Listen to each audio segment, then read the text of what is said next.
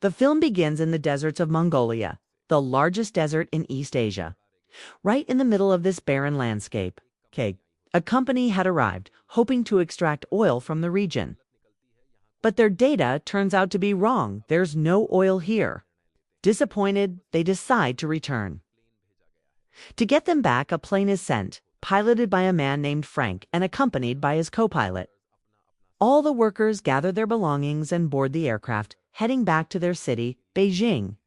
However, not long into their journey, a massive storm starts brewing. The co-pilot advises Frank to land the plane temporarily and wait for the storm to pass before continuing. But Frank refuses, and as a result, they get caught in the storm. They try contacting emergency services via radio, but fail to establish communication. Meanwhile, one of the plane's engines malfunctions, forcing Frank to prepare for an emergency landing. But visibility is near zero, and as the plane begins to descend, its rear end crashes into a rock. Due to the impact, the rear door opens and one worker falls out, dying instantly. The aircraft skids across the desert sand for some distance before finally coming to a halt. Inside the wreckage, 2 more workers are found dead. The rest of the crew is now stranded in the heart of this deadly desert. They check their food supplies and discover that they have enough to last a month. One of the men claims he can walk out of the desert because he has done a lot of hiking and trekking. But the others try to stop him, explaining that July is the hottest month in the desert and he wouldn't survive the extreme heat. Besides, he doesn't know the way and would likely walk in circles. That night, while everyone is asleep, a man named John Davis steps out to use the toilet. In the darkness and storm, he trips over a rock, tumbles, and loses his bearings. By morning, everyone wakes up and realizes John is missing. They search for him everywhere but find no sign. A woman among them approaches Frank and asks if someone will come to rescue them. Frank, uncertain, says it's hard to tell. The woman grows sad because they've strayed far off course, meaning even if someone tries to find them, they wouldn't be looking in the right place. With their hopes of rescue dwindling, despair begins to take over. 2 men decide to leave on foot. As they try to take water with them, Frank stops them, saying no one can take any of the limited water supply. This leads to a heated argument, and during the scuffle, some of the water gets spilled. At this point, a man named Elliot steps in. He says he might have a way to save them all. He's been observing the plane and believes they can rebuild it into a smaller, functional aircraft. Elliot used to work for an aircraft manufacturing company. Suddenly, a glimmer of hope returns. Most of the team agrees to help him, but Frank remains skeptical and says it's impossible. The next day, one man leaves the camp and the woman follows after him. But Frank stops her and goes himself. He reaches the site where their plane had initially crashed and finds the body of the man who fell out. But his clothes are missing. Nearby, Frank also notices empty bullet shells. Then he finds the man who left and questions him. The man says he came to retrieve his watch, which the dead man had taken, but the watch isn't there. This suggests that someone else is out there. In the desert, Frank and the man return to the group, and finally Frank agrees to help build the plane. They begin construction, choosing to work at night to avoid the extreme daytime heat. But disaster strikes when a welding spark accidentally ignites their stored fuel, causing a huge explosion. Thankfully, no one dies. But their fuel is now severely limited, just enough for one attempt at takeoff. With urgency mounting, they switch to working in the day despite the scorching heat. They try attaching one of the wings. They know there's only one chance. If it falls, they won't be able to rebuild. Carefully, they lower the wing, but the chain holding it snaps, and it crashes toward the plane. Everyone panics. Inside the plane, a man was waiting to bolt the wing in place. After the impact, he steps out and calmly announces that he's completed his task. The wing had landed exactly where it needed to. With that, the aircraft's structure is completed, reviving everyone's hopes.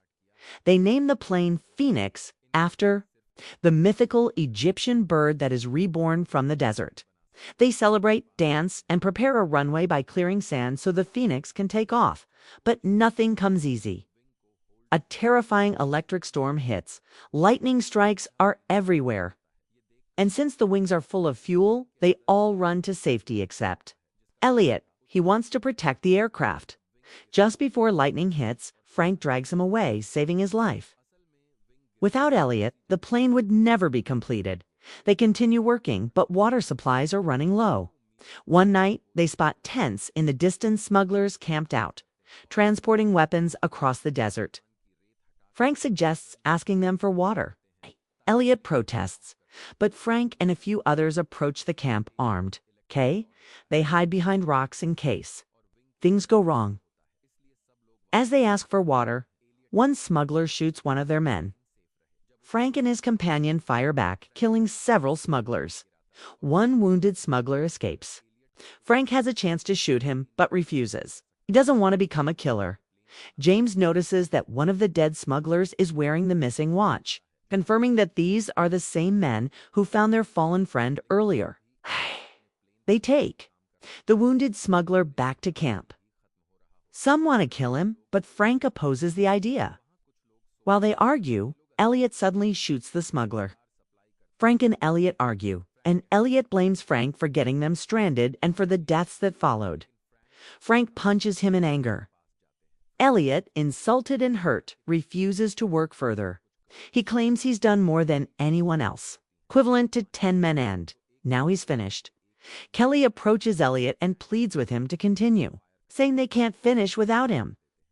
Elliot says he'll only work again if everyone asks him sincerely. One by one, including Frank, everyone requests his help. Frank tells him he's the boss and asks him to complete the mission. Elliot agrees and they resume work together. One day, they spot the same escaped smuggler returning with more men. But the smugglers don't approach. They know the group is now armed with their stolen weapons.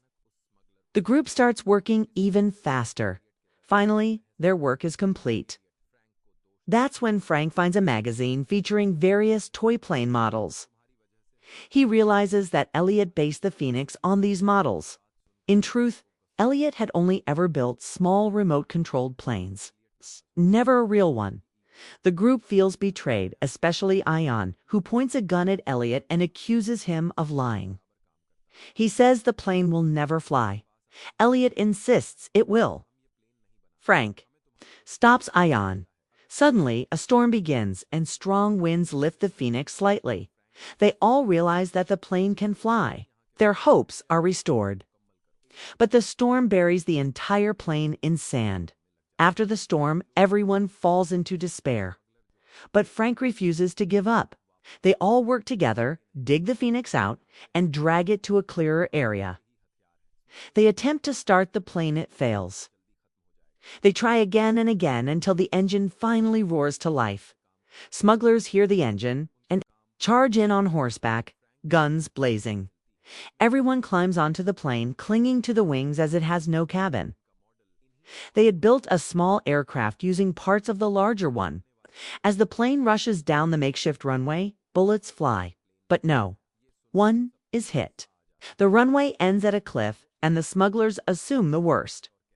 But just in time, the Phoenix lifts into the air. The group erupts in joy. After months of struggle, they finally escape the deadly desert, a place where survival seemed impossible. Elliot's photo later appears in a magazine with the headline, NASA's New Hope.